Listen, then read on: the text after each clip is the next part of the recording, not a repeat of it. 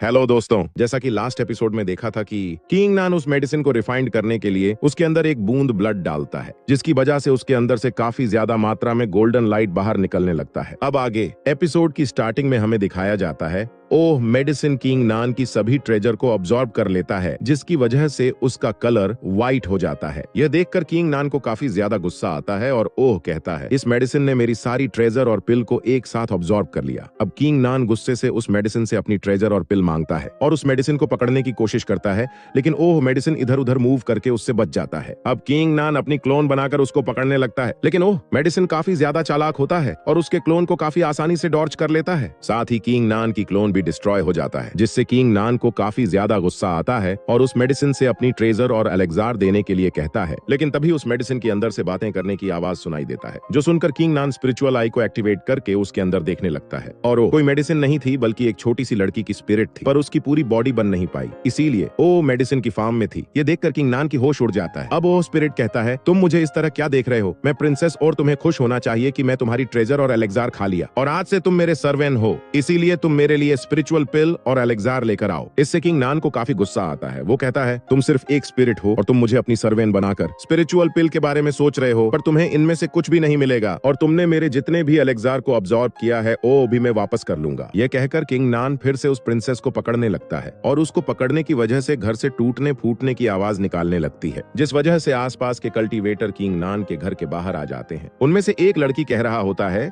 उसकी घर से इतनी आवाज क्यों निकल रहा है, और मुझे लगता है ये बहुत ही ज्यादा हर्ट कल्टीवेट कर रहा है, लेकिन मुझे नहीं पता कि इस घर में कौन रहता है, क्या तुम्हें पता है? ओ बांधा कहता है मैंने सुना है इस घर में किंग नान रहता है, और तुम्हें पता है किंग नान ने वियांतियान कंपटीशन में फर्स्ट रैंक को हासिल किया था। जो सुनकर वह लड़की शॉक हो जाती है और कहती है किंग नान ने वियांतियान कंपटीशन जीता है, तो जाहिर सी बात है उसकी कल्टीवेशन खास और हार्ट होगी। ऐसे ही सभी लोग किंग नान की तारीफ करने लगते हैं और वहीं पर नान गोंग भी था और उन लोगों की बातें सुनकर उसे काफी ज्यादा गुस्सा आता है। अब ओह सोचता है किंग नान तुम्हारी तारीफें ज्यादा दिन तक नहीं चलेगी और कभी ना कभी तो मुझे मौका मिलेगा, तब मैं तुम्हें खत्म कर दूंगा। अब सिन किंग नान के घर पर आता है, जहां पर किंग नान भाग भाग के थक चुका होता है, इसीलिए एक जगह पर शांति से बैठ जाता है, लेकिन वह प्रिंसेस किंग नान के सामने घूमते हुए उसे चिढ़ाने लगता है। अब किंग नान अपने मन में कह रहा होता है उस बच्ची ने मुझे काफी परेशान किया है, मैं इस चीज का बदला लेकर रहूंगा और अपनी ट्रेजर को भी हासिल करूंगा। फिर हम नान गोंग को देखते हैं, वो अपने मास्टर के पास आता है। मास्टर कहता है कि इस बार राइट कोर्टयार्ड असेसमेंट में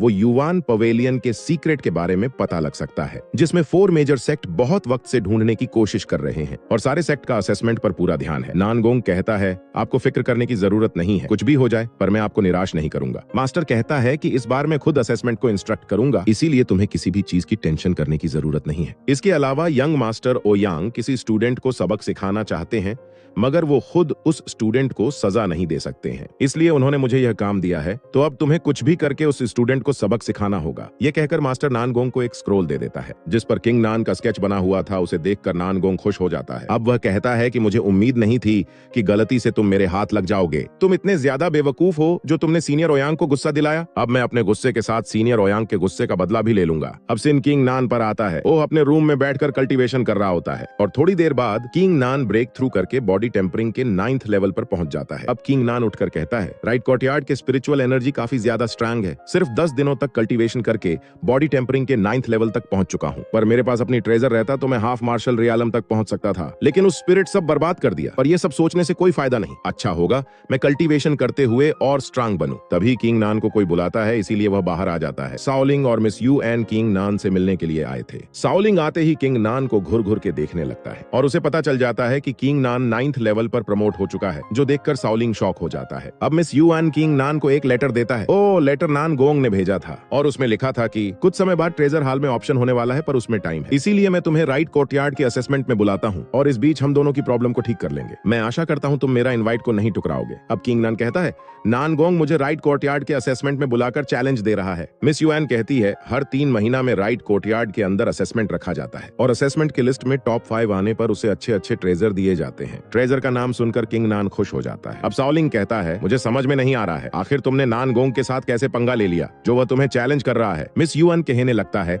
नानगोंग घमंडी और बहुत ही बेकार इंसान है और तुम उससे दूर रहो, इसमें तुम्हारी ही भलाई है। जो सुनकर किंग नान कहता है, ये कैसी बातें कर रहे हो, उसने मुझे चैलेंज किया है तो मैं उसका चैलेंज अब सेट करके उसे फाइट करने के लिए जाऊं। अब सीन रात का दिखाया जाता है जहां पर किंग नान एक पत्थर को शॉर्ट में फंसाकर उससे प्रैक्टिस कर रहा होता है। पर तभी वह स्पिरिट कहती है, मुझे बहुत ही ज्यादा भूख लगी है, इसीलिए तुम मेरे लिए वाइन लेकर आओ। लेकिन किंग नान उसके बातों का कोई जवाब नहीं देता और अपनी प्रैक्टिस जारी रखता है। और ओह, पीठ में बहुत ही बड़े पत्थर रखकर उसके बेड से प्रैक्टिस कर रहा होता है। साथ ही ओह, स्पिरिट भी किंग नान की प्रैक्टिस में मदद कर रहा होता है। अब किंग नान इसी तरह से प्रैक्टिस करता ही रहता है। उसके बाद किंग नान अपने घर में जाकर कल्टीवेशन करने लगता है, लेकिन काफी ज्यादा कोशिश करने के बाद भी मार्शल आर्ट रियालम में ब्रेक थ्रू नहीं कर पाता। और वह कहता है, मैं पिछले 8 दिनों से हार्ड ट्रेनिंग कर रहा हूँ, लेकिन मैं थोड़ी सी भी इंप्रूव नहीं किया है। और मार्शल आर्ट रियालम में ब्रेक थ्रू करना इतना कठिन होगा ये मैं नहीं सोचा था, लेकिन मैं इस पावर के साथ नानगोंग का सामना नहीं कर सकता। तभी ओह स्पिरिट किंग नान के पास आता है, जिसे देखकर किंग नान को काफी गुस्सा आने लगता है। अब ओह स्पिरिट कहती है,